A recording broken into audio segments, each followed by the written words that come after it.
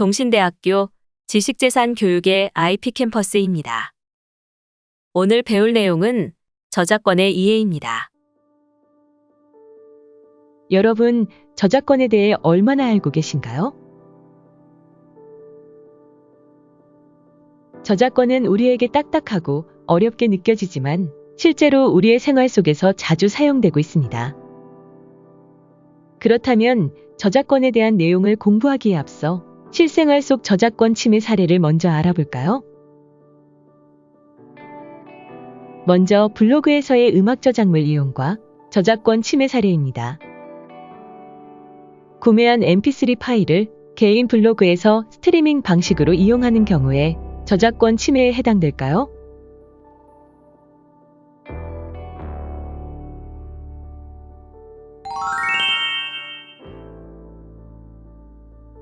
합법적인 비용을 지불하고 인터넷에서 mp3 파일로 된 음원이나 디지털 형식의 영상 저작물을 구매한 경우 대가를 지급했기 때문에 개인 블로그에 업로드하는 행위나 타인들이 다운로드 받아 갈 수 없는 스트리밍 방식으로 이용하는 것은 문제가 없을 것이라고 생각하는 경우가 많습니다.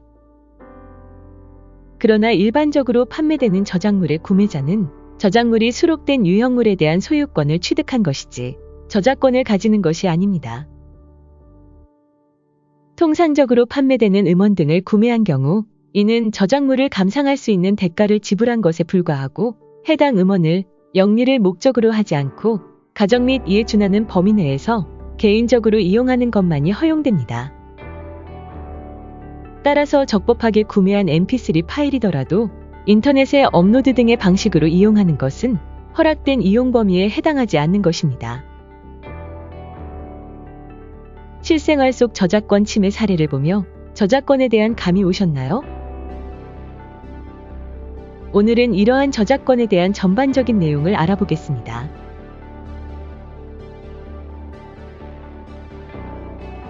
저작권이란 저작물에 대해 저작자가 가지는 권리를 말합니다.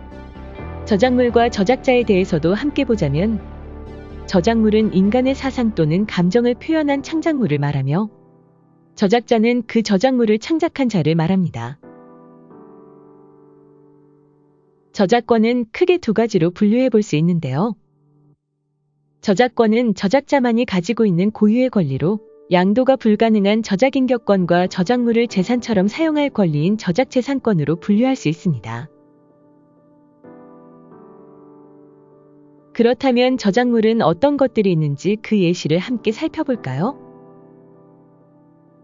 소설, 시, 논문, 강연, 연설, 각본 등 그 밖에 어문 저작물과 음악 저작물, 연극 저작물이 있으며 회화, 서예, 조각, 판화, 공예 등의 미술 저작물, 건축물 및 건축 저작물, 사진 저작물, 영상 저작물, 도형 저작물 등 다양한 종류의 저작물이 있습니다. 앞에서 짧게 살펴보았던 저작물들을 창작한 때부터 발생하여 어떠한 절차나 형식의 이행을 필요로 하지 않는 것을 바로 저작권이라 한답니다. 실제로 저작물을 창작한 사람이 누구인지 알기 어려운 경우 다음에 해당하는 자는 저작권자로서 그 저작물에 대한 저작권을 가지는 것으로 추정하는데요. 저작물의 원본이나 그 복제물의 저작자로서의 실명 또는 이명으로서 널리 알려진 것이 일반적인 방법으로 표시된 자, 저작물을 공연 또는 공중송신하는 경우에 저작자로서의 실명 또는 저작자의 널리 알려진 이명으로서 표시된 자들을 말합니다. 추가로 업무상 저작물은 법인, 단체, 그 밖의 사용자의 기획하에 법인 등의 업무에 종사하는 자가 업무상 작성하는 저작물을 말합니다.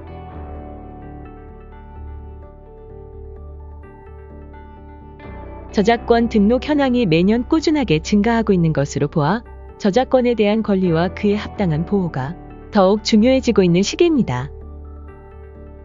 그렇다면 저작권에 대한 지식을 더욱 자세히 살펴볼까요? 저작권 등록이란 저작물에 관한 일정한 사항과 저작재산권의 양도, 처분 제한, 질권 설정 등 권리 변동에 대한 사항을 저작권 등록부에 등재하고 일반 국민에게 공개하고 열람하도록 공시하는 제도입니다. 저작권 등록 시 추정력, 대항력, 법정 손해배상 청구 가능, 보호 기간의 연장, 침해 물품 통관 보류 신고 자격의 취득에서 효력이 발생하는데요. 저작권 등록의 종류에는 권리의 등록, 권리 변동의 등록, 변경 등록의 등록이 있습니다. 그렇다면 저작권 등록 절차에 대해 좀 더 알아볼까요? 저작권 등록 절차는 등록 상담, 신청서 작성, 지방세대납을 실시하는 등록 신청 및 수수료 납부, 등록 대상 여부를 확인하는 등록 심사, 등록부 등재 및 등록증 교부, 등록 공보 발행, 사후 관리의 순서로 진행됩니다. 하지만 만일 등록 심사를 거쳐 저작권 등록이 반려될 경우 1개월 이내 이의 신청을 하여 재심사 청구를 통해 재심 회의를 거친다면 반려 처분 취소 소송을 할 수 있다는 점도 기억해 두세요. 다음은 저작권 인증에 대해 알아보겠습니다. 저작권 인증이란 인증기관이 저작물 등의 권리자임을 확인하고 인증서를 발급하는 것으로 우리 저작물에 대한 권리 관계 확인을 통해 해외 거래 안전 지원 및 합법 유통 환경 조성에 기여하는 제도를 말합니다. 저작권 인증에 대한 법적 근거로는 저작권법 제2조 제33호, 저작권법 시행령 제36조, 제1항 제1호, 문체부고시 제2017-23호를 통해 확인할 수 있습니다. 저작권 인증에 대한 종류로는 권리의 인증과 이용허락의 인증이 있는데요. 저작물에 대한 권리자임을 확인하는 것을 권리의 인증이라 하며 저작물의 권리자로부터 이용허락을 받았음을 확인하는 것을 이용허락 인증이라고 합니다. 권리자임을 확인하는 것인지 권리자로부터 허락을 받는지에 따라 구별되니 이 점을 유의해야겠죠? 다음은 저작권 인증의 범위를 살펴보겠습니다. 저작권 인증은 대한민국 국민이 창작한 저작물, 저작 인접물 및 데이터베이스에 대해 인증을 처리하며 외국 저작물은 인증 업무 범위에서 제외하는데요. 중국 내부 권리에 대해서는 위원회가 중국 국가판검국으로부터 해외 저작권 인증기구로 비준받음에 따라 위원회 북경사무소를 통해 중국 관련 업무를 지원 및 연계하여 운영하고 있으며 중국 인증서는 위원회 북경사무소를 통해 현지에서 발급받을 수 있습니다. 저작권 인증의 근거법령은 중국의 해외 저작권 인증기구, 중국 내부 상주 대표기구 설립관리 방법인 국권련 35호로 인증정보는 저작권 인증 시스템에서 공개적으로 열람 가능하며 발급받은 인증서의 사용은 해당 해외 권리 지역 내에서 사용하기 위한 목적으로 제한됩니다. 마지막으로 저작권 인증 절차에 대해 알아보겠습니다. 저작권 인증 절차는 크게 신청, 접수, 심사, 결제, 발급, 열람의 순서로 진행되는데요. 한국과 중국의 인증 절차를 비교해 보도록 하겠습니다. 국내 인증 시 정책연구본부를 통해 접수 후 심사관을 통한 심사를 진행합니다. 그리고 다시 정책연구본부를 통해 국내 인증을 받고 국문을 발급받아 열람 유효성을 확인하는 단계를 거쳐 저작권을 인증받을 수 있습니다. 중국의 경우 북경사무소를 통해 현지 접수 후 현지 심사를 거쳐 정책연구본부를 통해 중국 인증을 받는데요. 마지막으로 북경사무소를 통해 국문과 중문을 발급받으면 저작권을 인증받을 수 있습니다. 한국과 중국의 저작권 절차. 전반적인 큰 틀은 동일하지만 중국의 경우 열람 단계가 없다는 점을 유의하세요. 그렇다면 오늘 공부한 주제와 관련된 저작권 판례의 시를 살펴보겠습니다. 위 판례는 제품 판매를 위해 인터넷 쇼핑몰의 피해자 회사의 편집 저작물을 무단 복제하여 제품 상세 게시판에 전시한 사건 내용인데요.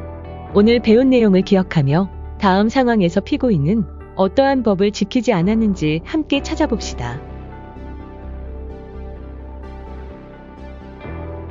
피고인은 2021년 6월경 대구 달서구 C 피고인의 주거지에서 D 쇼핑몰 제품 홍보를 위해 이에 접속하여 스토어 명지로 피해자인 주식회사 H의 저작물인 GETC BLDC 무선 청소기 상세 페이지를 업로드하는 방법으로 전시 및 배포하여 저작 재산권을 침해하였습니다. 위 사건에서 피고인 씨는 저작권법을 위반하였습니다. 누구든지 저작재산권 그 밖의 저작권법에 따라 보호되는 재산적 권리를 복제, 공연, 공중송신, 전시, 배포, 대여, 2차적 저작물 작성의 방법으로 침해하면 안 된다는 사실을 꼭 기억해야겠죠?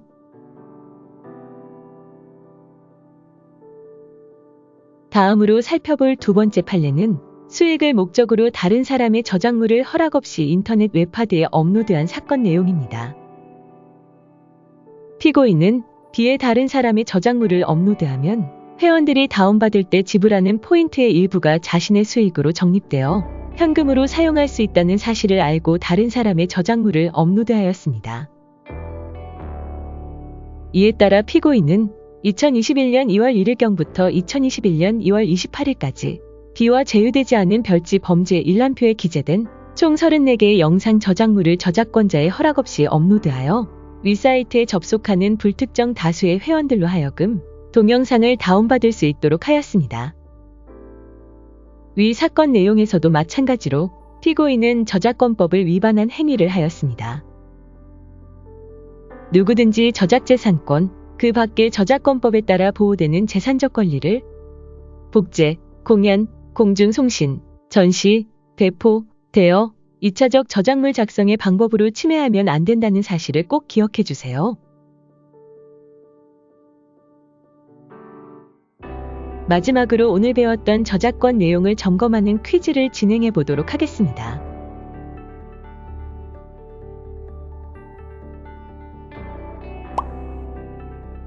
저작권은 저작인격권, 저작재산권 두 가지로 분류할 수 있다.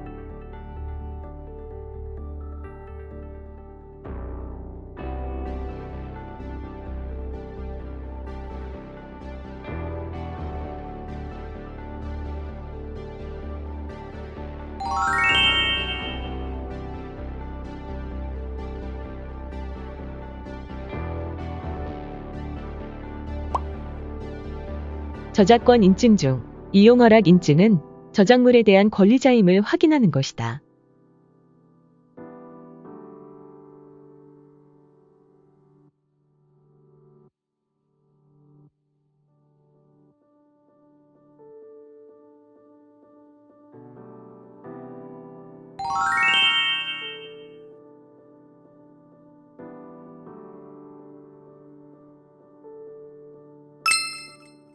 이용 허락 인증은 저작물의 권리자로부터 이용 허락을 받았음을 확인하는 것입니다.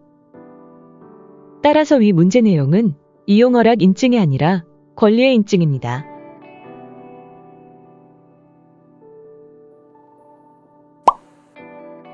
저작권 인증 열람 시 정책연구본부에서 열람 유효성을 확인해야 한다.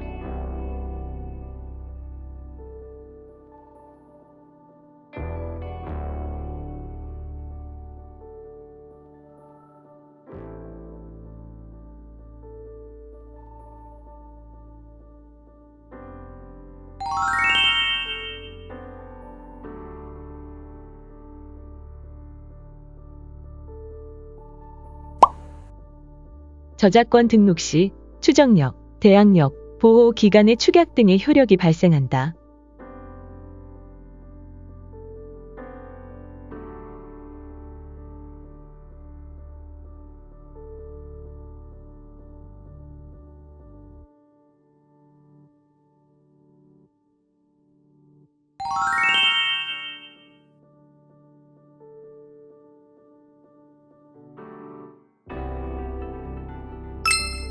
저작권 등록은 추정력, 대항력, 보호기간의 연장, 침해 물품 통관 보류, 신고 자격의 취득에서 효력이 발생한다.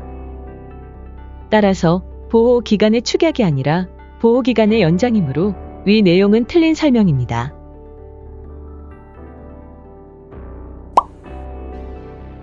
저작권 인증 중 중국의 경우 접수와 심사, 결제 단계에서 북경 사무소를 통해 인증한다.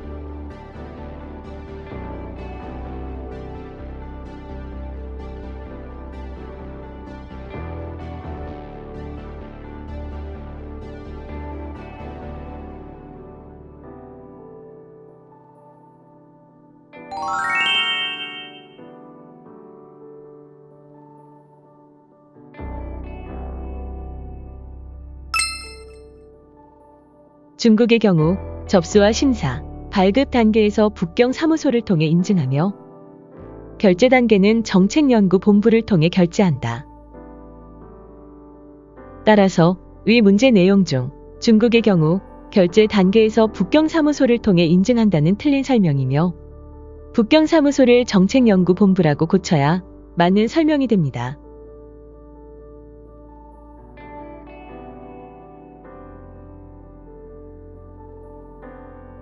이것으로 저작권에 대한 전반적인 설명이 끝이 났는데요. 저작물에 대한 올바른 이해와 저작권자의 권리 보호는 더 좋은 창작물을 창작할 수 있는 밑거름이 된다는 점을 꼭 기억하셨으면 좋겠습니다. 동신대학교 IP 캠퍼스를 통해 오늘부터 저작권자의 권리를 함께 보호해 나가는 건 어떨까요? 지금까지 동신대학교 IP 캠퍼스 저작권의 이해였습니다.